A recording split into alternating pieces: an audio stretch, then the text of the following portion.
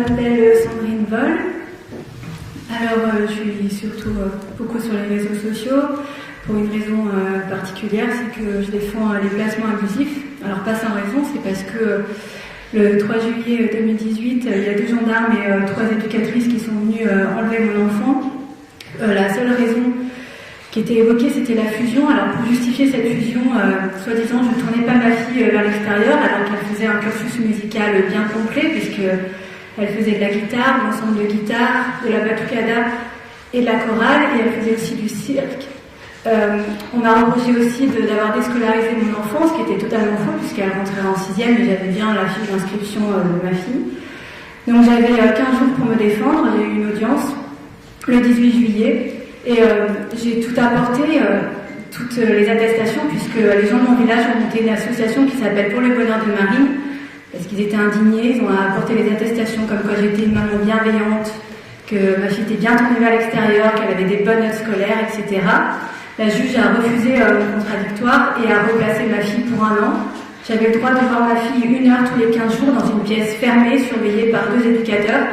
Et ce qu'on me demandait de faire, c'était de pas trop lui faire de câlins, pas de trop de bisous, ce qui était quand même assez surréaliste puisque ma fille avait vécu 10 ans avec moi, je l'ai élevée toute seule, et elle passait d'avoir sa maman au quotidien tous les jours avec des bisous, des câlins. Et là, on se voyait 1 heure tous les 15 jours dans une pièce fermée et on m'obligeait à ne pas lui faire de bisous et de câlins. Ma fille pleurait, voulait rentrer, je demandais des explications, qu'est-ce que je pouvais faire pour récupérer mon enfant. Et on m'expliquait que il fallait pas que je comprenne, mais que j'accepte. Et je me suis un peu, j'étais pas forcément d'accord, mon association non plus. Donc on a appelé les journalistes de là où j'habitais.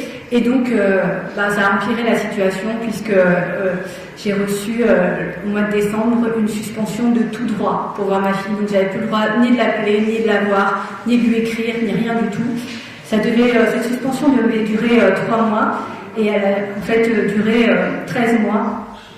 Au bout de 13 mois, on nous a accordé 4 conversations téléphoniques.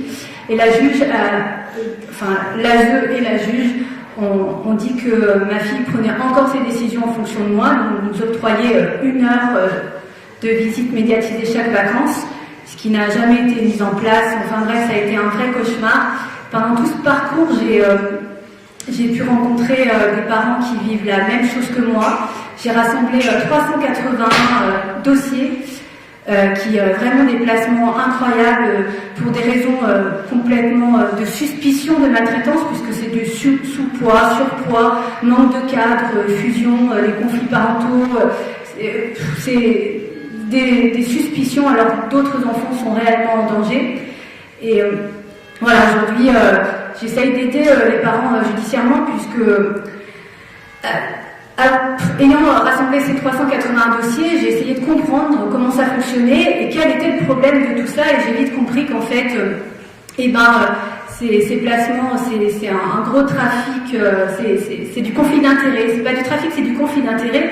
Et que le président départemental, c'est lui qui gère l'ASE, donc les fonctionnaires de l'État. Et c'est lui aussi qui donne les budgets de toutes ces associations, puisque dans tous les dossiers, il y a une association. Les foyers sont sous forme d'associations. Il y a énormément d'associations tout autour de ces enfants.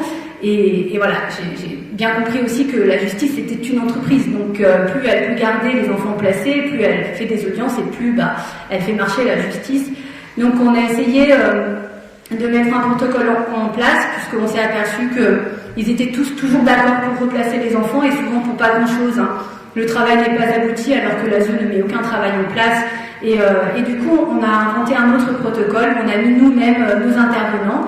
Donc les parents viennent accompagnés d'éducateurs ou de gens, de personnes de confiance. Ils font des comptes rendus. On a mis aussi des psychiatres qui sont de notre côté et qui font des expertises psychiatriques parce qu'on est toujours en train d'accuser les parents de faibles. En même temps, quand on pique nos enfants, c'est vrai qu'on peut pas être super en forme. Et en tout cas, ces parents, ce sont des battants et ils sont extrêmement formidables et humains. Et c'est pour ça qu'on les a choisis aussi, parce que souvent, ils sont humains et faibles, donc pour la société, enfin en tout cas pour ces gens. Et voilà, aujourd'hui, on a sur 380 dossiers, on a pris 50 dossiers et il nous en reste plus que 13 à sortir les enfants. En tout cas, il y a ce protocole qui est mis en place. Et on voudrait aujourd'hui, l'association pour le bonheur de Marine voudrait aider d'autres parents, mais c'est un manque d'argent puisque ce protocole coûte de l'argent. On prend un avocat pour les enfants en dehors de la juridiction. Donc il ne prend pas la juridictionnelle. Il faut faire signifier ses conclusions par l'huissier, sinon la juge, elle ne prend pas les conclusions. Et il faut mettre un psychologue pour les enfants, pour dire que les enfants, ils veulent rentrer chez eux. Et il faut aussi que ces parents fassent une expertise ou une contre-expertise psychiatrique qui coûte en moyenne 300 €. Enfin, tout ça, c'est de l'argent. Mais en tout cas, ce protocole qu'on a mis en place, il a des réussites. Alors des fois, c'est un peu plus long à mettre en place, parce qu'il y a des juges qui sont un peu plus... je ne sais pas comment je le dirais, un peu plus... Voilà, dites ce que vous avez envie de dire. Voilà, mais en tout cas, voilà, donc l'association pour le bonheur de Marine a envie aussi d'aider les enfants qui sortent de là, souvent à 18 ans, et qui sont mis dehors. Je me rappelle quand on a fait ma première suspension de droit, parce qu'on en a fait 2, j'avais déjà perdu 20 kilos suite au placement de ma fille. Et quand on fait la suspension, je sais pas, j'ai plus envie de manger, et je me dis je vais pas rester chez moi à plus manger. Et je vais au Puy-en-Velay, sur la place du Puy-en-Velay, il y avait des chalets, c'était Noël, puisqu'on a fait une suspension juste avant Noël et juste avant l'anniversaire de ma fille. Et du coup, je rencontre plein de gens, et c'est là que je comprends que je suis pas la seule, et que c'est pas une erreur judiciaire, et qu'il y a plein de gens qui vivent ça, des éducateurs qui viennent me voir pour me dire mais c'est un cauchemar, cette protection de l'enfance, des psychologues, des avocats qui me parlent aussi que c'est incroyable, qu'ils ont l'impression d'être impuissants, et je rencontre surtout 3 jeunes qui étaient mis dehors à 6 mois d'intervalle, et qui m'ont dit d'ailleurs que si leur maman avait fait une grève de la faim pour les récupérer, ça leur aurait fait très plaisir.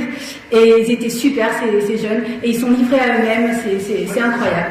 Donc en tout cas, l'association pour le bonheur de Marine aimerait avoir des locaux pour faire une brocante solidaire, une recyclerie, et pouvoir récupérer certains jeunes pour qu'ils viennent travailler.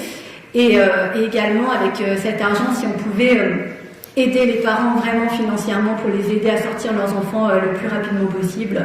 Donc voilà, on a besoin de partenaires, on a besoin de financement, on a besoin aussi de gens qui, j'en connais quelques-uns, mais si on peut en avoir plus pour proposer aux parents, de bons psychologues qui peuvent accompagner ces parents, ou des thérapies. En tout cas, il y a des gens qui font du yoga, on pourrait organiser en groupe, et puis même aider les parents judiciairement, parce que nul n'est censé ignorer la loi, mais nul n'est censé la connaître. Et tous ensemble, avec nos petites expériences, on peut tous essayer d'aider ses parents. Et c'est vrai que quand on nous place nos enfants, on est on se rend pas compte au tout début qu'on est face à une magnificence judiciaire, administrative, et finalement on n'y croit pas, on se dit qu'on va s'en sortir, et au final, si on n'est pas préparé, on va pas le faire correctement, et du coup, ça sera pas possible de sortir nos enfants très rapidement, et plus on perd du temps, plus c'est difficile de les récupérer, parce que ces enfants, ils sont vraiment manipulés.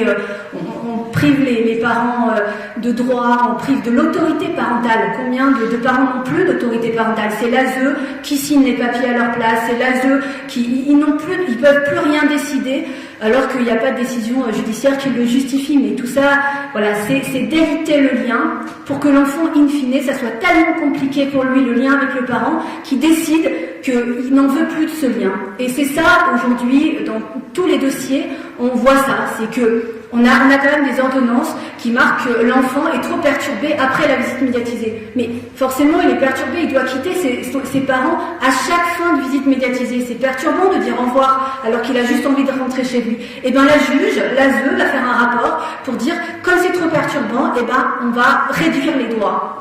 Donc, voilà, on va encore égaliser ce lien. Et la juge, elle va toujours du côté de l'ASE. C'est tout le temps comme ça. Donc voilà, moi je crois qu'en étant solidaires, en étant vraiment tous solidaires, on peut essayer d'aider ses parents et surtout ses enfants. Parce que ces enfants, c'est un résultat catastrophique. Ce sont des enfants qui sont carencés psychologiquement, affectivement, et du coup, ils n'auront pas l'exemple qui ont eux ils vont être parents ou qui vont être en couple, et ben ça va être extrêmement compliqué pour avoir donné des repères affectifs à leurs enfants. Et souvent ce sont en plus des adultes qui se tournent vers les mauvaises personnes parce que ils ont pas l'habitude. Même parfois dans ces foyers il y a des viols et des violences institutionnelles incroyables, et ils ont tellement l'habitude de ça qu'ils retournent vers des gens qui sont violents. C'est vraiment une destruction familiale qui est pérenne. Et voilà, je crois que si on essaye de faire quelque chose assez rapidement et tous ensemble, eh ben on peut essayer d'éviter le plus possible tout ça. Eh ben, je la remercie beaucoup pour ce message qui va avoir de l'importance parce qu'on va le faire circuler, et j'espère que tu auras des aides. J'espère qu'il y a des gens qui verront cette vidéo-là, que tu retrouveras des fonds pour continuer ta mission. Merci. Je te remercie beaucoup, c'est moi qui te remercie.